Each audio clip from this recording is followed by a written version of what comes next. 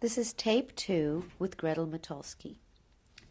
We were just talking about the family moving to Frankfurt. Tell me how that came about. Because my father no longer could practice at the Catholic hospital in Chicago, in Offenbach. And so he was able to go to Frankfurt. So many people had left by that time. They needed a gynecologist very badly at that hospital. So we moved there, and I went to school at the Philanthropien in Frankfurt. It was a pretty bad year as far as schooling was concerned, because first of all, the classes were all in English, so that we would learn English. So the content was not as important as just learning English. Second of all, out of a class of maybe 35, but maybe 9 or 10 were left by the end of the year, because everybody immigrated. And also there was a polio epidemic where the school was closed for several months, or at least a month or something.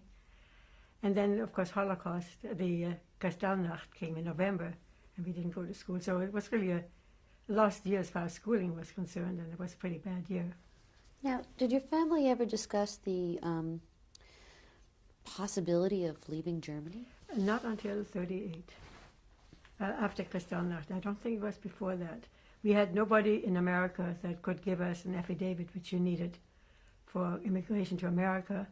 They had no interest in going to Israel. There was some talk once, going someplace else, but that never materialized. But in 1938, when the Kristallnacht came, and we were right in the forefront of it, we lived across the street from a synagogue, and I watched it all from behind the curtain, what the Nazis did to the temple, how they pulled the Torahs apart, how they set flame to it, and how they smashed the windows. I mean, I was watching every moment of it. But the next day, my father was picked up with all the other Jewish men for a concentration camp. And so it was November 11th, I guess, of 1938. So at that point, I think we only started thinking about immigration seriously. Okay, before we talk about Kristallnacht, I want to ask you, what kind of conversations did you have in your Zionist group? At that time, in 1938, it was mostly social, I think, at that time. We tried not to think about what's happening, but to make our life as pleasant as possible, going for hikes where we were allowed to go. We were not allowed to go many places, but other places we could. And got together, and sort of young women and young girls and boys, and had a pretty good time still, in spite of it all. Accepted it. I guess we were immature. Tell me in detail about Kristallnacht.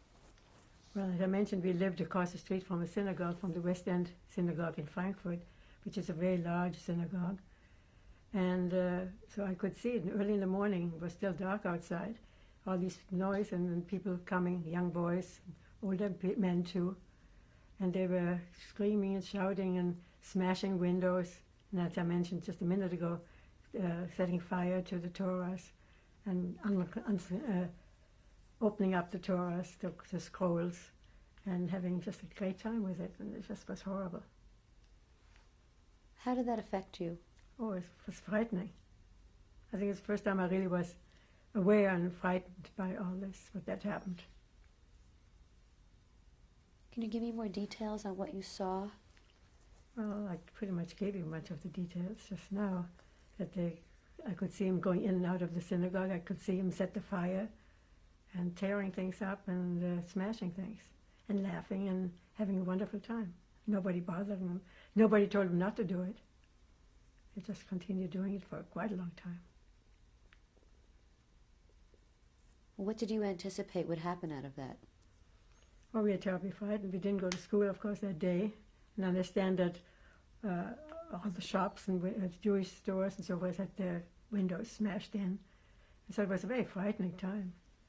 First time comes to an awareness that things were really going very, very bad for us, personally, not just for the Jews in general. Who were these men and boys that did this? I think, as far as I know, they were in SR in uniform. I mean, but it could be wrong.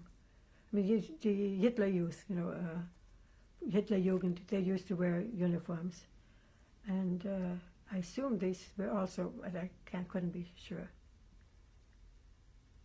could have been just many others joining him and doing it. People, young, so many of them were young and enjoyed the smashing of things, which was allowed for usually they couldn't do these things. Here they were asked to do it. How long did it go on for? Or I think for a long time, but I don't really know. Probably a couple of hours, probably. But I wouldn't be able to tell you. It was early morning. It was dark still when they started and probably light by the time they finished. How did you know the events that were going on in other areas? Afterwards. Well, I guess we read about it or heard about it on radio. We still had a radio.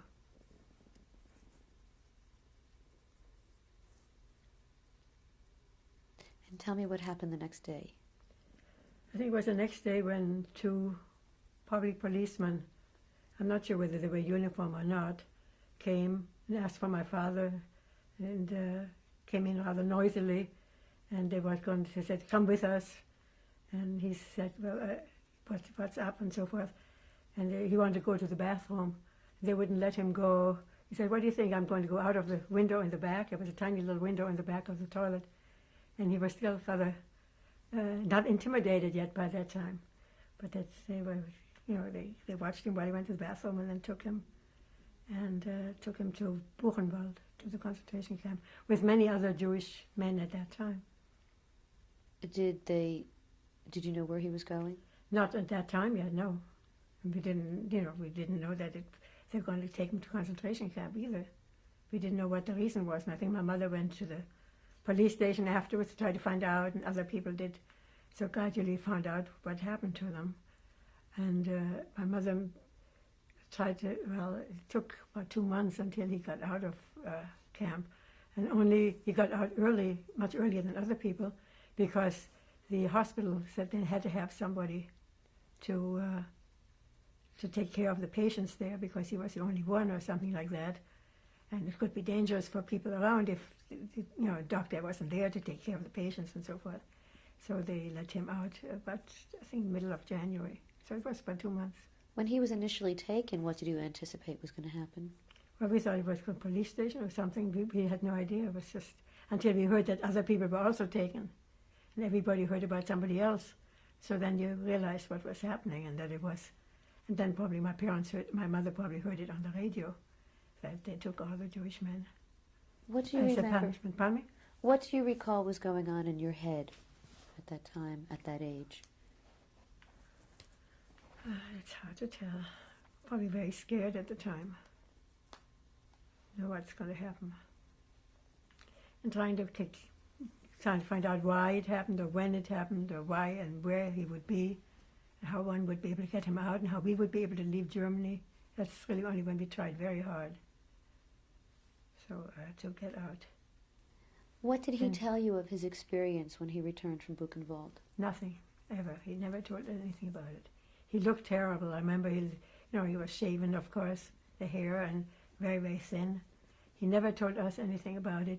I only found out from my mother very late, just a few years ago, that he just started talking to her much, much later also, how terrible it was, how in the middle of the winter with just the striped pajama-like garments that the prisoners had, they had to stand outside for counting the number of people that there were, for a countdown. And that they on purpose always would make mistakes and start all over again, that several people fell to the ground and died and or were shot when they fell down. It was just, frozen to death. And a pretty bad experience. But he never told me anything about it, and we couldn't approach him. Did you notice anything else different about his behavior, his demeanor upon his return? Well, that he was anxious to leave Germany at that time, but it was not so easy to do so. When you had to get it. I'm not sure whether we got the number already for immigration to America earlier or just around that time. Not much earlier if we did.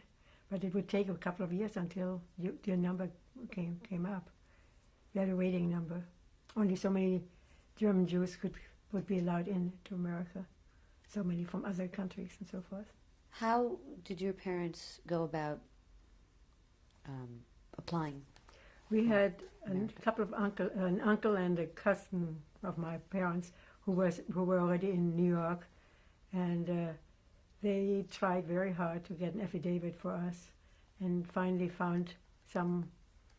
I'm not sure was it different, but he was related or somehow other with them, and he said he would give them an affidavit, and then things worked out from that. He was a man in Chicago. What were your relatives in America's names? Well, at that time, my father's brother, Fritz Stern, was in America with his wife, Mariechen, was her name, and also Ernst Koch, who was a cousin of my father's, and his wife. And they were young. They were able to get that for us, finally. They were not able to get it for my grandmothers, unfortunately. Do you recall any other restrictions that were imposed after Kristallnacht?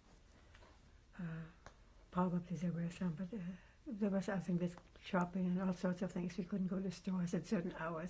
I don't call it exactly. I'm sorry. How had that affected your standard of living? Oh, that went down, yeah, of course. The food situation was pretty bad already. Although not as bad as after I left, it was much worse. It didn't affect us that much. See, I only was there until April of that year, so it's only about 3 or 4 months after Kristallnacht until I left. But after that, it became much worse for my parents. How bad did the food situation get? Describe that for me. I really didn't bother me in any way. So I can later on, after I left, I guess it was pretty bad. And our maid was able to get some food here and there and integrate it and make something out of nothing, the way my mother says. And they were not starving. I mean, they didn't get what they wanted, but they certainly were not starving.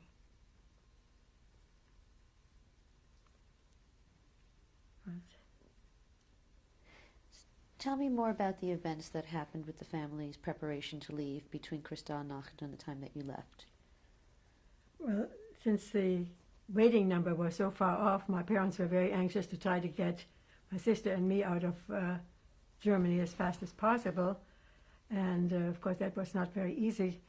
The only place that one could go to was to England, and England would only take 3 categories of people. One would be students that had to go going to school. The other one was nurses, because they needed nurses already before the war, so there was a shortage there, and household employees or janitors of that kind, some people of that nature. And my uncle, and who was a fancy attorney in Frankfurt, and his wife were able to go to England as a couple to work in a church as a janitor and maid. What were their names? Alfred Stern and okay, I'll tell you in a minute. Please continue.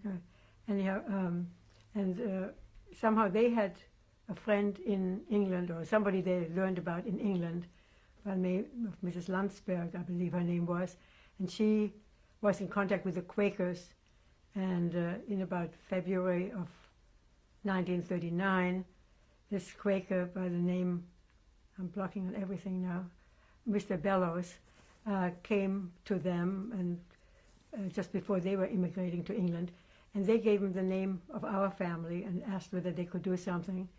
And this gentleman, 6 foot something or other, tall, Aryan-looking man, came to my parents' house without my parents knowing about it. And when my mother opened the door and saw this man who was looked like a German Nazi, she really almost fainted, or did faint, because she thought they're coming again for my father, who had just been let out of prison, out of concentration camp months before. And he was so taken by all this. He talked to her for quite a while and said he'll try to do something for my sister and for me. And he was able to find a scholarship for England in a Methodist boarding school for me. And also, I believe it was him who found the job for my sister as a nurse. She was already in nurses training in Germany, but as a nurses training in England, in the Jewish hospital in London. So they were very much relieved by that, and were making preparation for me to leave Germany in April of 39. When did you find out about this? Oh, shortly, well, probably in March of 39. I had hoped to go with a group, my friends from the Maccabi Hatzair, to Shoah in Denmark. And I was all prepared for it. We got our clothes ready for it and kind of all sorts of very peculiar type of things, militaristic almost clothes. Anyhow, my parents didn't want me to go. So they were very happy that they had something else where I could go and didn't have to go with them. I was not so happy, so for me it was not what I really wanted, but it had to be that way. Well, how did you cope with their decision versus your own? Well, I mean, in Germany at that time, a 14-year-old does not have the right to really say that she wants to do something different and really get by with it. Maybe nowadays it's a little different, but it was more autocratic in those days. And it wasn't that 100% sure about the other ones.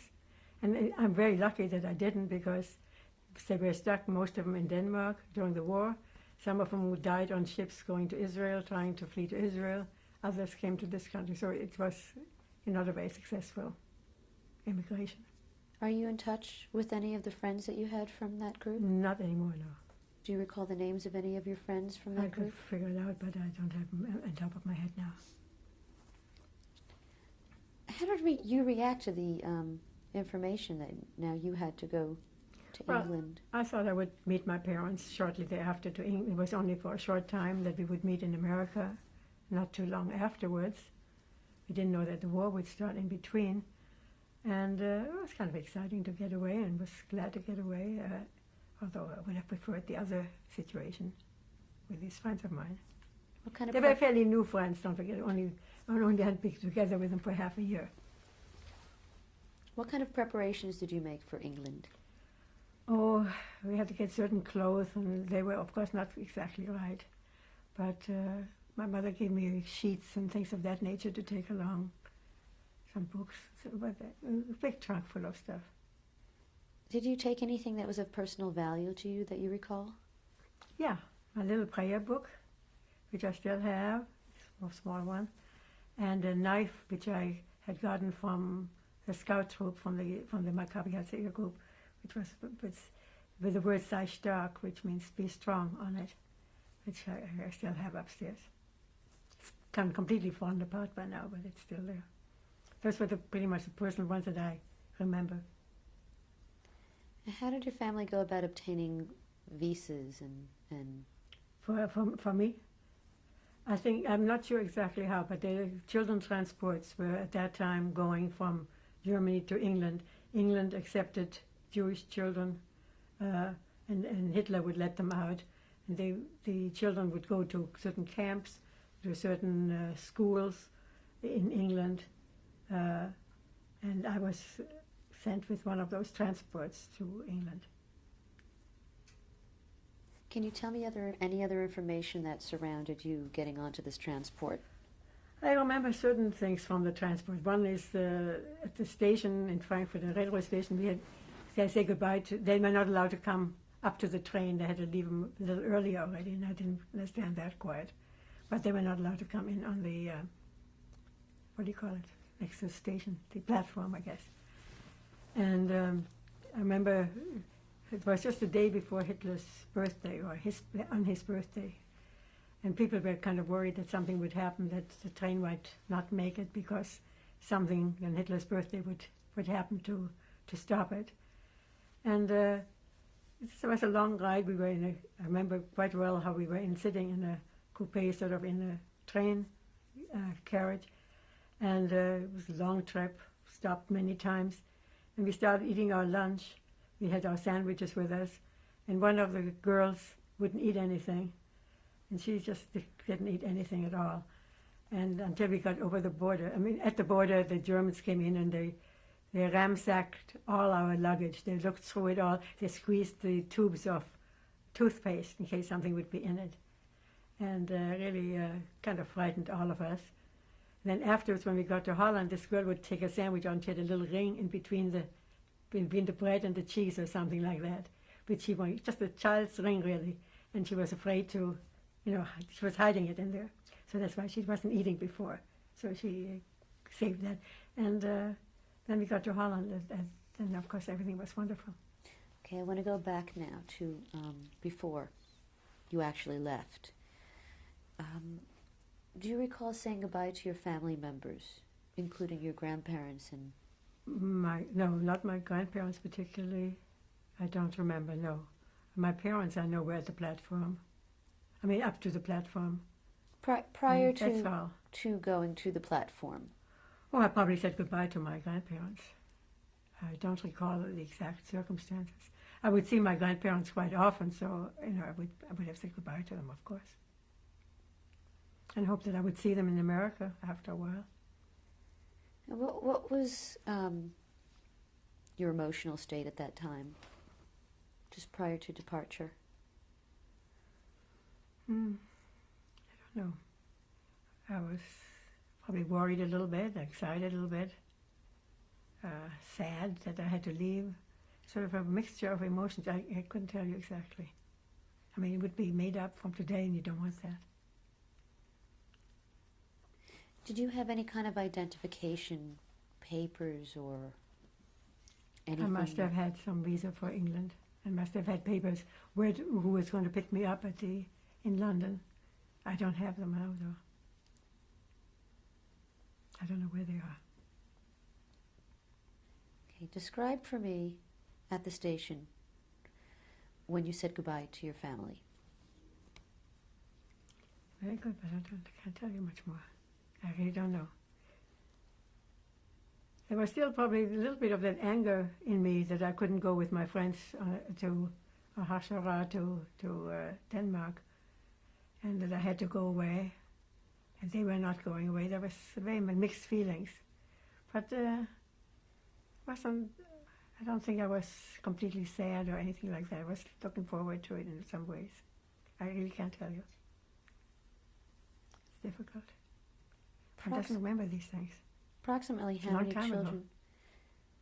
How many children were on the transport? I don't know. It was a large transport. I don't know how many compartments there were where people were sitting. Did you befriend any of the other children? No. Did you have any discussions with any of the other children about what was going to happen?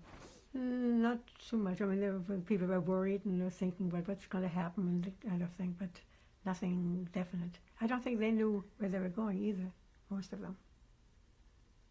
Were there any adults on the transport? I don't think so. There may have been some, but not in the immediate compartment where we were at. We were about 8 kids, I think, so, we had the German train, so. Oh, yeah. How long did it take to get from Germany to Holland? Probably a good day, good part of a day anyhow. I would think.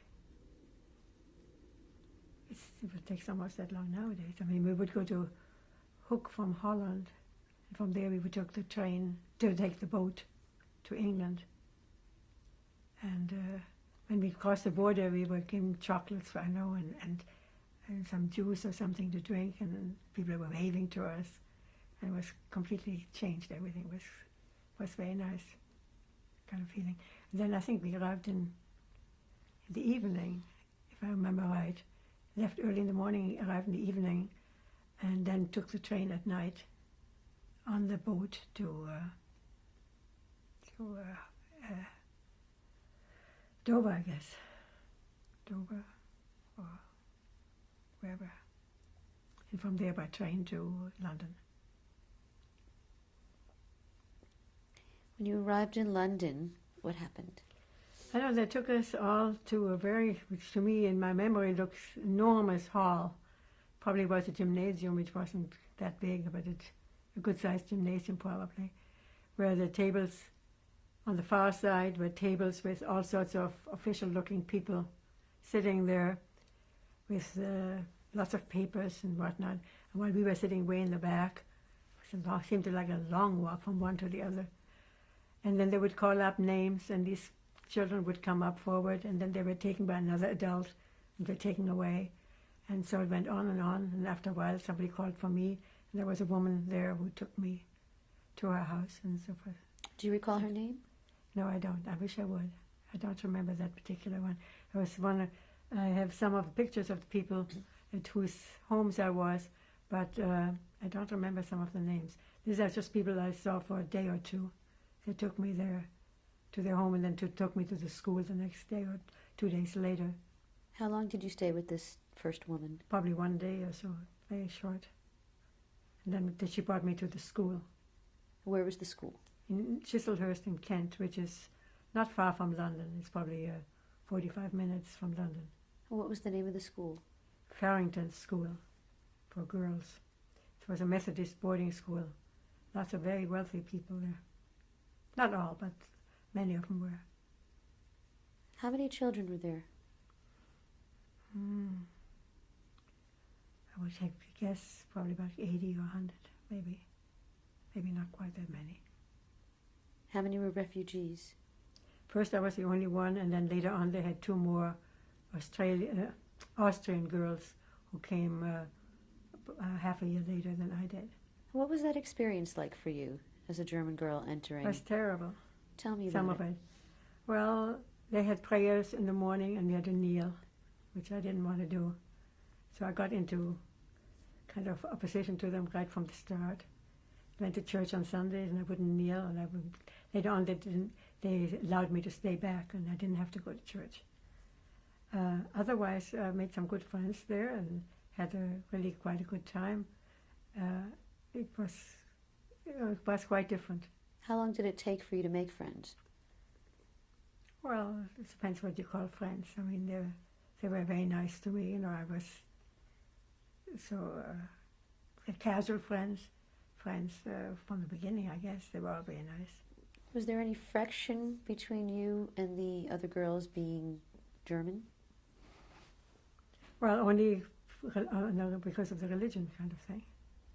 Because I wouldn't, I wouldn't kneel, and I wouldn't kneel in church and stuff like that. I just refused to do that.